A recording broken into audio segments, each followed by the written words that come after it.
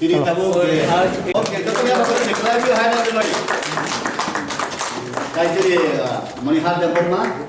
Jom, ekor bagi please.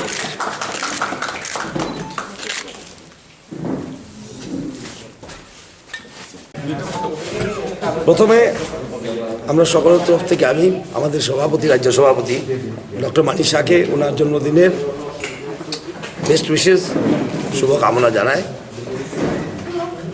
এবং সোনকরজিকে স্বাগতম জানাই ত্রিপুরাতে। আজকে জনতার সঙ্গে উনি আজকে মিটিং করবেন। যারা জনতার নেতারা আছেন আপনারা সকলেই জানেন যে কয়েক মাস পরেই তো হবে এডিসি ইলেকশন। সুতরাং এডিসি ইলেকশনের রণকৌশল তৈরি করা, কিভাবে এগিয়ে নিয়ে যাওয়া, এবং ইলেকশনটা খুব গুরুত্বপূর্ণ ইলেকশন। আমরা প্রায় ত্রিপুরাতে বলি এডিসি ইলেকশন হলো সেমিফাইনাল, তাই আমরা এডিসিতে খুব ভালো একটা সিট নিয়ে আসতে চাই এবং এডিসি ত্রিপুরা রাজ্যের এডিসি অন্যরকম 2/3 স্টেট এডিসির আওতায় পড়ে এবং আপনারা সকলেই জানেন যে এই রাজ্য মন্ত্রিসভা থেকে আমরা সুপারিশ করেছি কেন্দ্র সরকারকে যেন এডিসির ক্ষমতা বৃদ্ধি করার জন্য, এডিসির নাম পাল্টানোর জন্য, এডিসির সিট বৃদ্ধি করার জন্য। সুতরাং এডিসির জন্য আমরা অলরেডি অনেক কাজ করে ফেলেছি।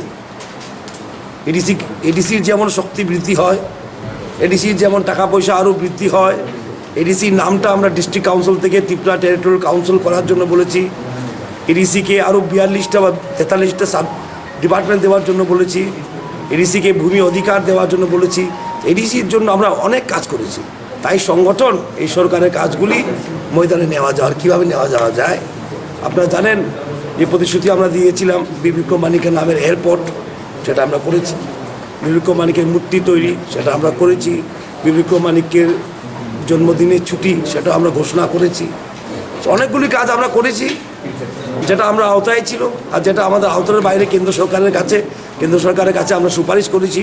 সেটাও মন্ত্রিসভার তরফ থেকে, ক্যাবিনেটের তরফ থেকে, ক্যাবিনেট তো হায়েস্ট বডি স্টেটের, সেখান থেকে আমরা দিল্লিতে আমরা সুপারিশ করেছি এডিসির যেমন ক্ষমতা বাড়ে, এডিসি যেমন আরও সুস্থভাবে চলতে পারে এবং এই কথাগুলি যেমন ময়দানে গিয়ে নেওয়া যাওয়া যায়। আমরা সরকারের তরফ থেকে কী করেছি, আরও কী করতে চাই এবং বুথ ম্যানেজমেন্ট করতে হয়, ইলেকশনে বুথ ম্যানেজমেন্টের কথা বলবে। জনজাতি মোর্চাকে আরও শক্তিশালী যেভাবে করা যায় সেটার আলোচনা হবে। তাই এইসব আলোচনা নিয়ে আজকে সোনকারজি আমাদের সঙ্গে বসছে। একাই কি প্রতিদ্বন্দ্বিতা করছেন না শরিক দলকে? হ্যাঁ, একাই কি প্রতিদ্বন্দ্বিতা? দেখুন, এটা বিজেপির সাংগঠনিক মিটিং, এখানে শরিক নিয়ে আলাপ হয় না, ঠিক না? প্রত্যেক পার্টি শরিক থাকুক না থাকুক নিজের প্রস্তুতি করতে হয়, সেটা পরের কথা। শরিক থাকবে কি থাকবে না, কত সিট পাবে কত সিট পাবে না, সেটাও বহু দূরের কথা। এখন তো আমাদের সাংগঠনিক প্রক্রিয়া আমরা চালু রাখতে হবে, সেটা নিয়ে এই মিটিং আজকে। স্যার, দেখা গেছে কিছুদিন আগেও অনৈতিকভাবে বা পার্টির পারমিশন ছাড়া মিছিল মিটিং হয়েছে, তো সেগুলো বিষয়ে কি আলোচনা হবে আজ? না, সেটা আজকে জনজাতি মিটিং, জনজাতি মোর্চার মিটিং, সোনকারজির সঙ্গে রাজ্য সভাপতির সঙ্গে এডিসির ব্যাপারে মিটিং। কবে নির্বাচন হতে পারে? সবাই বিরোধীরা বলছে নির্বাচন অনেক পিছিয়ে গেছে, কবে হবে এটার বিষয়ে? নির্বাচনটা কবে হতে পারে? নির্বাচন আমরা ইলেকশন কমিশনের সঙ্গে আলাপ করছি, অতি সত্বর আপনারা জানতে পারবেন কবে হবে।